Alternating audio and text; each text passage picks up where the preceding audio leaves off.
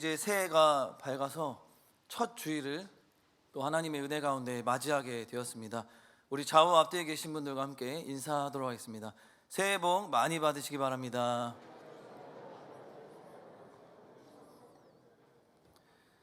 새해가 되면 제일 먼저 사람들이 바라는 것이 있습니다. 바로 복 받는 것입니다. 물질의 복, 또 건강의 복, 여러 가지의 복들을 받기 위해 사람들은 무던히도 애를 씁니다. 특별히 정동진 이렇게 가서 해돋이, 그런 해를 보면서 또 복을 빌기도 합니다. 그리고 또 종교를 가진 또 절에 가서 또 복을 빌기도 합니다. 마찬가지로 이처럼 종교가 있는 사람들은 자기들이 섬기는 신에게 정성을 다하면서 복을 또 빌면 받는다라고 합니다. 그러나 여러분, 교회는 이렇게 복을 얻기 위하여만 정성을 들이는 곳이 아닌 것을 우리가 다시 한번 기억해야 할 것입니다. 그래서 우리가 복을 소망하고 받는 걸 기대하는 것, 잘못된 것은 아니지만 우리가 이 시간 올 한 해를 시작하면서 우리에게 허락하신 그 하나님의 복, 또 충만한 복, 그 은혜의 복이 과연 무엇인지 다시 한번 살펴보면서 이미 허락하신 그 무한하신 하나님의 축복에 우리가 감사하면서 한 해를 시작하기를 주님의 이름으로 간절히 소망합니다. 그래서 본문에도 보면 찬송하리로다라고 시작을 합니다. 이 사도 바울은 에베소서를 기록할 때 어떠한 상황에 맞이하고 있었습니까? 바로 옥중에서 감옥에 갇혀 서신을 썼습니다.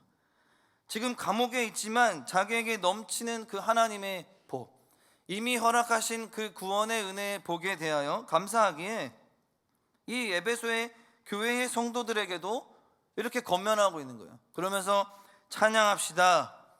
이미 복을 주신 하나님께 우리가 감사와 찬양을 올려드립시다 라고 이렇게 권면하고 있는 내용이 오늘의 본문의 내용입니다. 사랑하는 성도 여러분, 축복받은 성도들은 마음과 힘을 다해 하나님께 찬송하라고 말씀하고 계십니다. 그렇다면 우리가 오늘 첫 주일을 맞이해서 주예전에 나왔을 때 우리는 먼저 무엇을 해야겠습니까?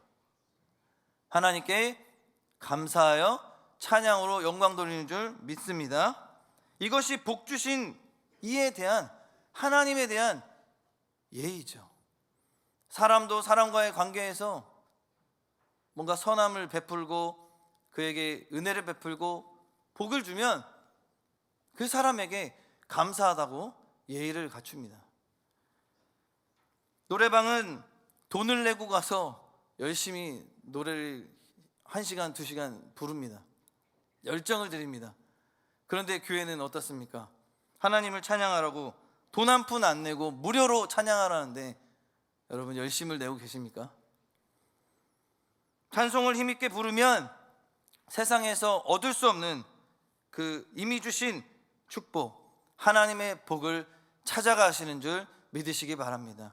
오늘 다시 한번 이 말씀을 우리가 살펴보면서 과연 하나님이 이미 우리에게 베풀어 주신 복이 무엇인지, 어떻게 설명하고 있는지 4가지로 나누어 살펴보도록 하겠습니다. 4가지라고 해서 길지 않습니다. 1가지, 2가지, 3가지가 짧게 되어 있으니까 너무 염려 마시기 바랍니다. 첫 번째로, 그렇다면 복을 주신 분이 누구시냐? 세상 사람들은 해가 복을 주고 또 여러 가지 본인들이 섬기는 신들이 복을 준다고 합니다. 그러나 우리는 다르죠. 오늘 성경에서 말씀합니다. 누가 복을 주십니까? 본문 3절을 한 번 더 함께 읽도록 하겠습니다. 시작. 찬송하리로다. 하나님 곧 우리 주 예수 그리스도의 아버지께서 그리스도 안에서 하늘에 속한 모든 신령한 복을 우리에게 주시되. 아멘. 그렇습니다. 예수 그리스도의 아버지이신 누구요? 하나님이십니다. 그러한 하나님, 우리에게 복을 허락하신 그 하나님 과연 누구십니까?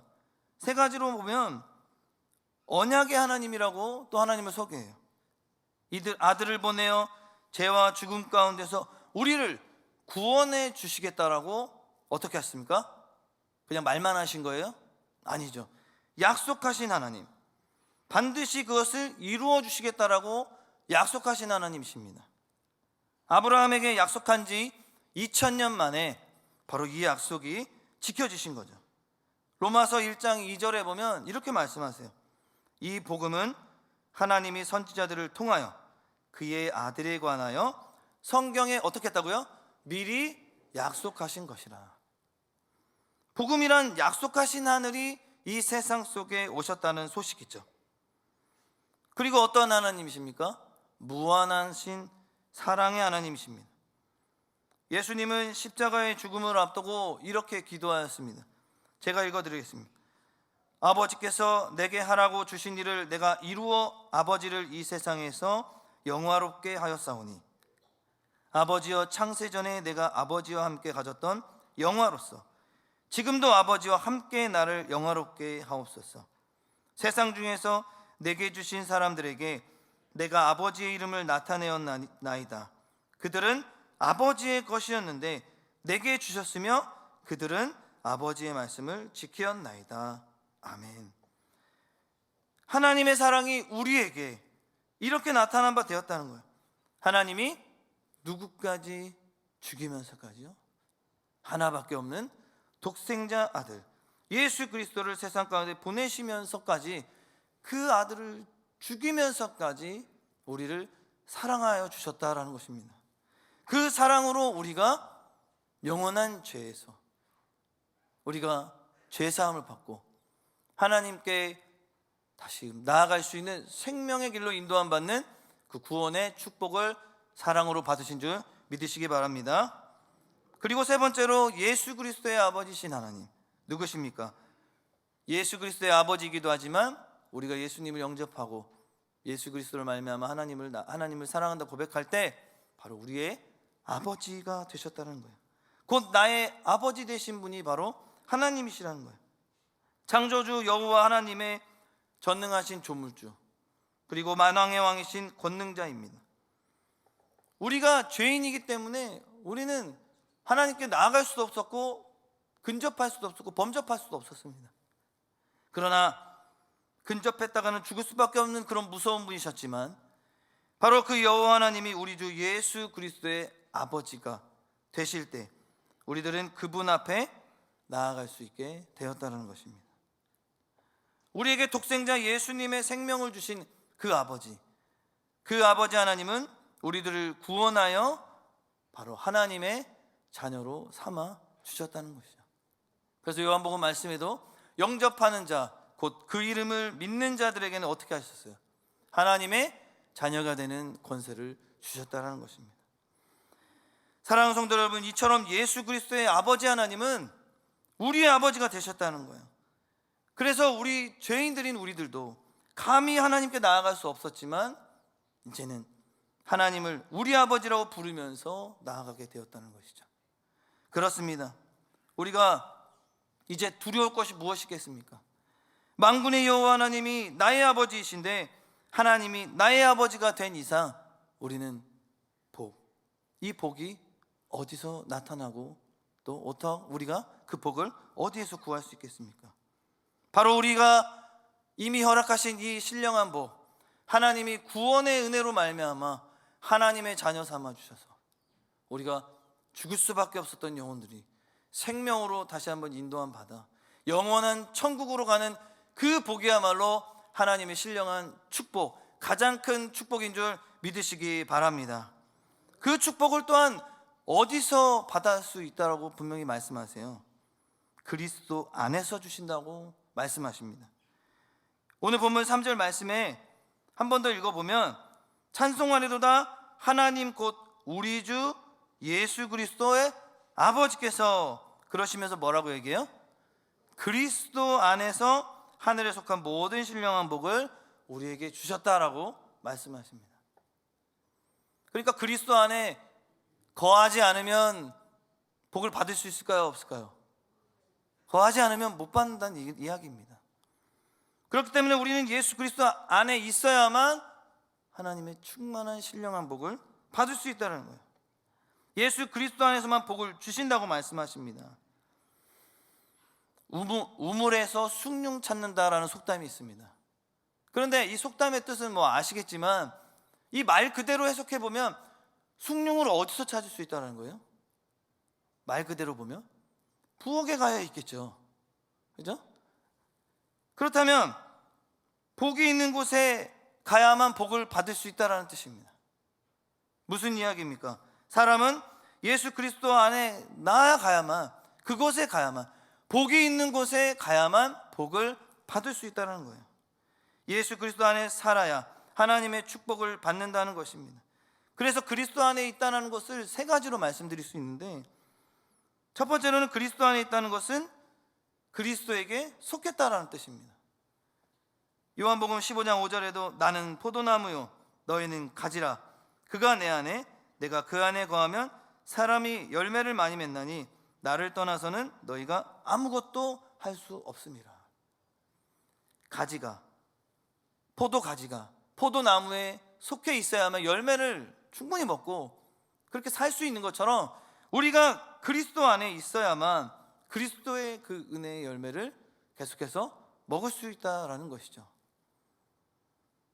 두 번째로는 그리스도인 안에 있다라는 것은 그리스도 안에 갇혔다라는 거예요. 사도 바울은 감옥 안에 갇혀 있지만 감옥 안에 갇혀 있어서 너무 힘들고 빨리 어떻게 해서든 나가야지 라는 그런 어떤 상황보다는 그리스도 안에 갇혀 있다라고 고백했습니다. 에베소 6장 20절에 이 일을 위하여 내가 쇠사슬에 매인 사신이 된 것은 나도 이 일에 당연히 할 말을 담대히 하게 하려 하심이라. 비록 감옥에 있지만 하나님께서 그 감옥 가운데서도 나를 통해서 복음 전하는 일을 감당케 하시는구나. 그러니 그 뜻에 맞춰 내가 복음 전하는 일에 내가 더 최선을 다하겠다라는 고백이 오히려 나타났다는 거죠. 그게 아니라 사도 바울은 감옥에 갇혀 있는 것이 아니라 오히려 예수 그리스도의 복음 안에 갇혀 있어 복음 전하는 일에만 더욱더 매진할 수 있다는 것이죠. 마지막으로 그리스도 안에 있다는 것은 그리스도에 속박당했다라는 것입니다. 여러분, 우리는 과연 어떠한 것들로 인해서 속박당하고 있습니까? 사업입니까? 학업입니까? 아니면 시기와 질투입니까? 아니면 병마입니까? 아니면 생활의 염려입니까? 그리스도 예수 외에는 그 어떤 것에도 우리는 속박당해야 하지 말아야 할 것입니다. 바로 그 어떤 것에도 속박당하지 않는 사람, 그리스도 예수께서 꼼짝 못하고 우리가 예수 그리스도로 말미암아 그 속박당하여 오히려 그리스도 안에 있는 그리스도에 속해서 우리는 모든 것을 능히 감당하고 이겨내기를 주님의 이름으로 간절히 소망합니다. 우리가 예수 그리스도를 믿는다고 하지만 결국엔 예수 그리스도 안에 속박당하지 않고 속해 있지 않고 갇혀 있지 않기 때문에 세상에 우리가 휘둘리게 되는 거예요. 세상이 조금만 유혹하면 거기에 속박당하고 우리가 어떤 물질의 문제에 있어서 너무 거기에 목숨을 걸다 보면 그 물질에 갇혀 있게 된다는 것이죠. 그래서 모든 것을 물질로 해결하려고 하는 그런 어떤 헛된 상황에, 어리석은 상황에 빠지게 된다는 것입니다. 그러므로 올 한 해는 우리가 주일날 그리스도 안에 속하여 갇히어 속박당했으므로 지인들이 나들이 가자고 해도 우리는 예배드리는 일에, 주일 성수하는 일에 참여할 수 있기를 주님으로 간절히 소망합니다.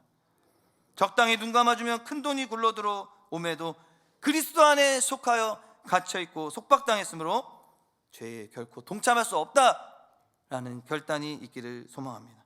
그리고 당장 보복을 하고 싶으나 그리스도의 마음속에 우리의 갇혀있고 속하여있고 속박당했으므로 우리는 용서할 수밖에 없는 그런 관용을 베푸는 주님의 참된 그리스도인들이기를 주님의 이름으로 소망합니다.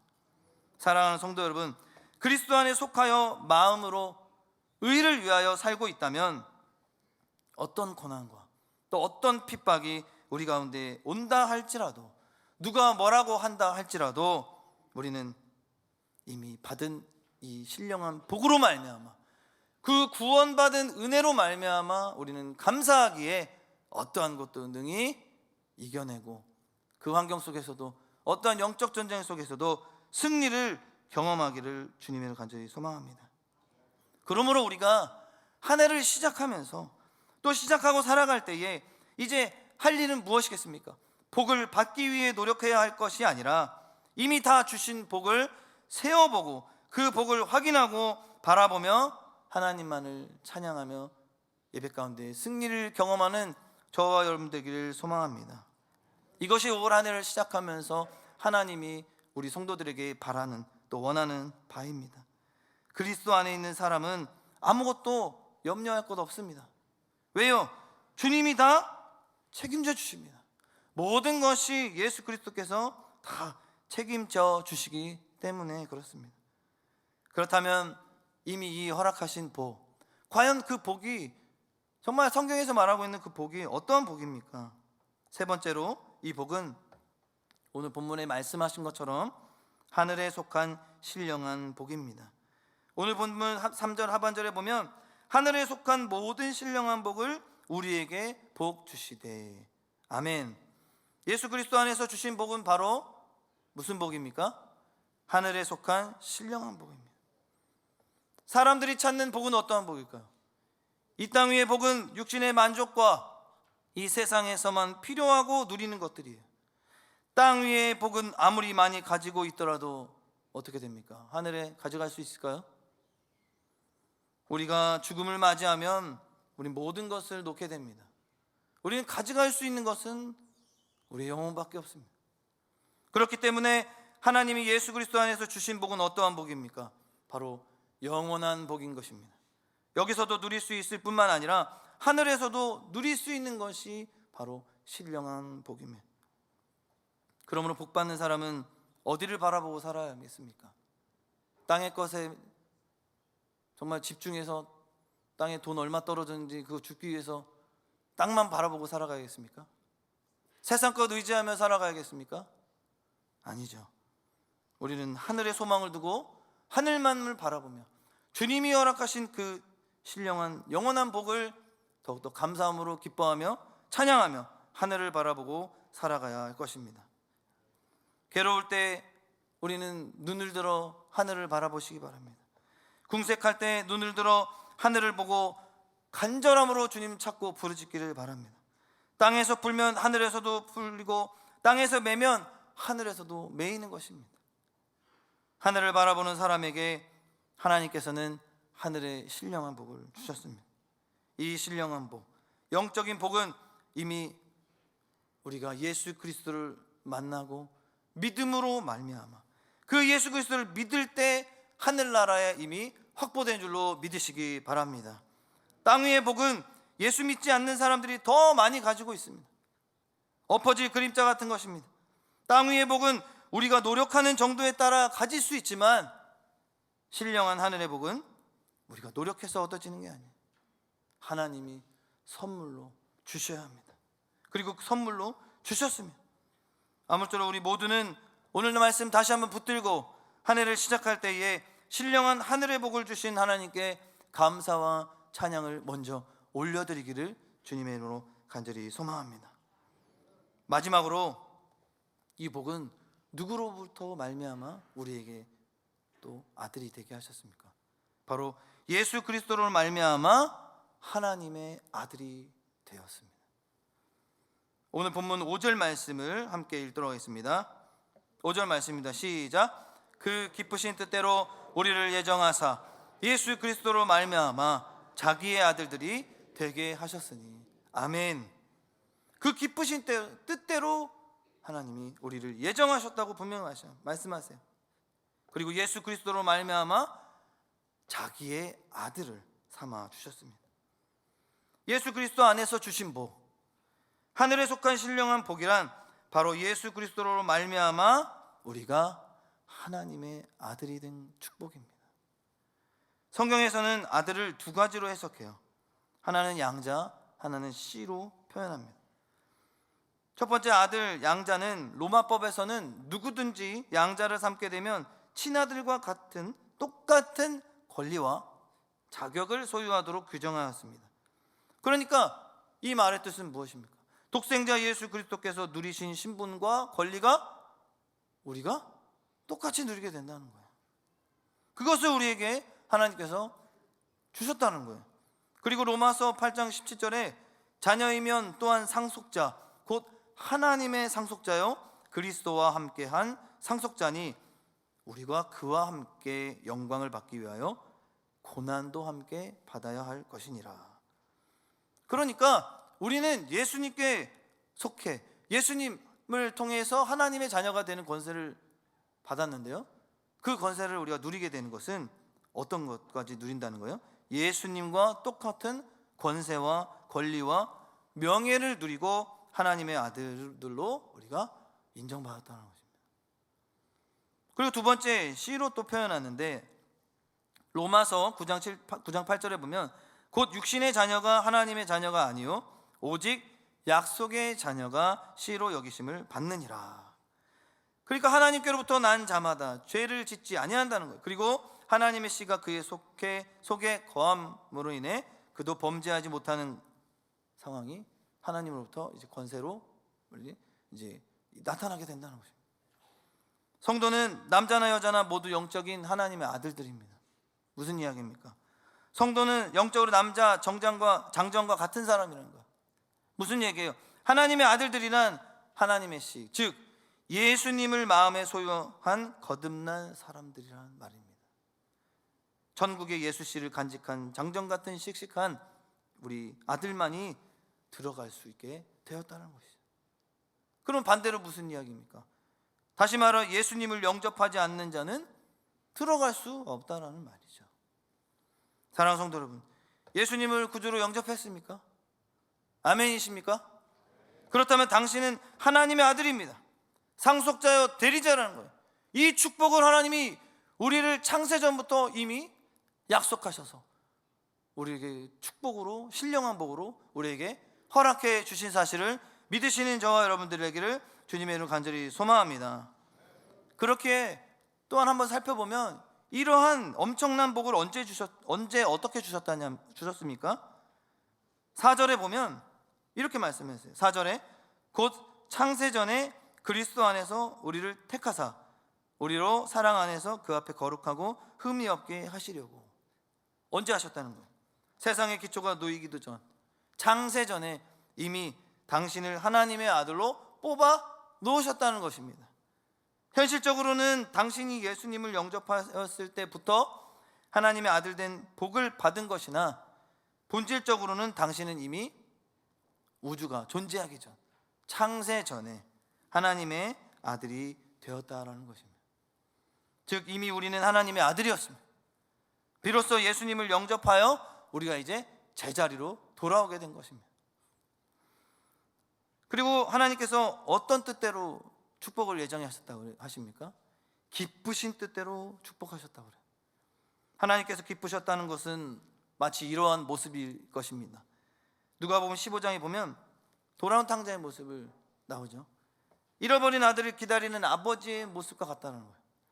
어제나 오늘이나 아들이 돌아오기만을 기다리는 거예요. 결국에는 거지가 되었던 그 모습으로 돌아오게 됩니다. 근데 그때 아버지는 어떻게 했습니까? 입을 맞추고 안아주고 환영해주고 또 더러운 몸을 씻기게 하고 또 가장 최고 좋은 옷으로 입히고 또 잔치까지 베풀어 주시면서 기뻐하셨던 그 모습이 바로 하나님의 모습이라는 거예요. 오늘 말씀처럼 이제 우리는 하나님의 기쁘신 뜻에 따라서 하나님의 아들이 되었습니다. 예수 그리스도와 똑같은 신분이요 권세를 누리는 바로 하나님의 아들. 그런데 우리들은 아직도 어떻습니까?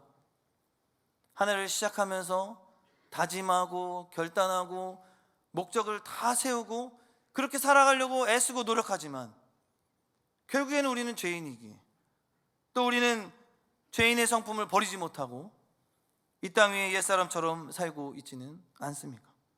법적으로 양자가 되었지만 아직도 영적으로 인격적으로 깨끗하지 못한 모습을 우리가 가질 때가 있지는 않으십니까? 그러나 오늘 말씀 다시 한번 붙들고 우리가 하나를 시작하면서 하나님은 거룩하고 흠이 없는 아들로 만들어 가도록 예정하셨습니다. 그리고 그 이미 신령한 축복을 우리에게 허락해 주셨습니다. 그 축복을 받은 우리들이라면 예수 그리스도인이라면 그 미리 계획하신 그 하나님의 뜻대로 하나님의 아들답게 만들어질 것입니다. 그리고 오늘도 내일도 만들어 가고 계실 것입니다. 혹여나 오늘 당신에게 어려운 일이 있어 괴롭습니까? 한 해를 시작하는데 기쁜 마음과 감사한 마음보다는 이제 올 한 해 어떻게 또 이 어려운 시기를 또 살아갈까? 그러나 오늘 말씀 다시 한번 붙드시기 바랍니다. 이 모든 것을 통하여 선을 이루시는 분은 누구십니까? 바로 우리 하나님, 우리 아버지, 우리의 주님이신 줄 다시 한번 믿고 맡겨드리며 올 한 해를 또 살아가기를 소망합니다. 그런데 또 이 축복을, 이 신령한 복을 하나님께서는 우리에게 어떻게 주셨다는 거예요? 거저 주셨다는 것입니다. 본문 마지막 6절 말씀을 함께 읽도록 하겠습니다. 시작. 이는 그가 사랑하시는 자 안에서 우리에게 거저 주시는 바 그의 은혜의 영광을 찬송하게 하려는 것이라. 아멘. 이 하나님의 아들의 권세, 하나님이 얼마 내, 너 얼마 동안 더 일 많이 해 라고 요구하셨습니까? 그래야만 너 받을 수 있어 라고 했습니까? 아니요, 결코 그렇게 얘기하지 않으셨습니다. 돈, 일, 선행, 고행, 어떠한 대가를 바라셨던 것이 아니라 하나님은 우리를 사랑하시기에 거저 주셨다는 것입니다. 우리에게는 거저였으나 하나님에게서는 가장 값비싼 누구를 희생했습니까? 독생자 아들, 이 생명의 그 값을 지불했습니다. 이것이 하나님께서 주신 복입니다. 바로 오늘 본문에서 강조하고 말하는 가장 중요한 핵심 단어는 따라해 주시겠습니까? 신령한 복. 우리 좌우 앞뒤에 계신 분께 이렇게 한 번 더 인사하겠습니다. 이미 하나님께서 주신 신령한 복에 감사합시다. 이미 하나님께서 주신 신령한 복에 감사합시다. 처음에는 새해 복 많이 받으세요라고 인사했지만 우리가 오늘 이 말씀을 다시 한번 대할 때 이미 하나님께서 우리에게 허락해 주신 그 신령한 복, 그 하나님께 그 복을 감사함으로 고백하며 올 한 해를 시작하는 저와 여러분 되길 간절히 소망합니다. 그렇다고 새해에 우리가 바라고 소망하는 것들 잘못됐다는 게 아닙니다. 먼저 하나님 앞에 감사로 고백하고 시작할 때, 그리고 하나님이 주신 그 축복의 은혜를 통해서 그 받은 복에 대해 감사함으로 먼저 하나님 앞에 나아갈 때, 먼저 그의 나라와 그의 의를 구하면 하나님께서 모든 환경과 여건들을 책임져 주시고 또 여러분들에게 필요한 상황들에 따라서 복과 은혜를 내려주시는 줄 믿습니다. 말씀을 맺도록 하겠습니다. 하나님의 은혜로 주신 복을 우리가 다시 한번 찬양하며 한 해를 시작하길 바랍니다. 이 복을 주신 하나님을 높이는 데 우리가 최선을 다하며 살아가길 소망합니다. 아름다운 교회는 복을 얻기 위하여 정성을 들이는 것이 아니라 이미 내게 주신 흘러 넘치는 복을 기뻐하며 찬양하는 사람들의 교회인 줄 믿습니다. 이 교회가 우리 교회가 되길 소망합니다. 아무쪼록 복을 주신 하나님을 칭송하며 영광과 존귀를 드리는 우리의 입술과 생활에서 찬송이 넘치기를 소망합니다. 그리고 이것이 아들된 성도들의 살아가는 자세, 그래서 한 해를 시작할 때 이미 내게 주신 신령한 복, 흘러넘치는 이 복을 기뻐하고 찬양하는, 그래서 맡겨진 사명 기쁨으로 끝까지 참된 그리스도인을 감당하는 저와 여러분 한 해가 되기를 주님의 이름으로 간절히 축복합니다. 아멘. 기도하시겠습니다. 하나님 아버지, 감사합니다. 저희들을 창세전부터 택하시고 교회로 부르셔서 저희들을 그리스도의 몸된 교회로 이 땅 가운데서 삼으심으로 온 세상을 구원하시는 계획을 이루어 가시니 참 감사합니다. 주님, 우리가 한 해를 시작하면서 복만 많이 받으려고 하는 마음보다는 이미 내게 주신 흘러넘치는 신령한 복을 받을 것에 대하여 기뻐하고 감사하며 찬양으로 영광 돌리는 한 해의 시작이 되게 하여 주시옵소서. 주 안에서 신실한 성도로 서 있게 하여 주시고 끝까지 주님을 나의 주라고 고백하는 믿음의 사람들로 그 믿음의 경주를 완주케 하여 주시옵소서. 앞으로도 우리에게 맡겨진 사명들 주님 나라 가는 그날까지 더욱더 최선을 다해 기쁨과 감사로 감당케 하여 주시고 주님이 도와주시고 함께 하여 주실 것을 믿고 맡겨드리며 거룩하신 예수님의 이름으로 간절히 기도하옵나이다. 아멘.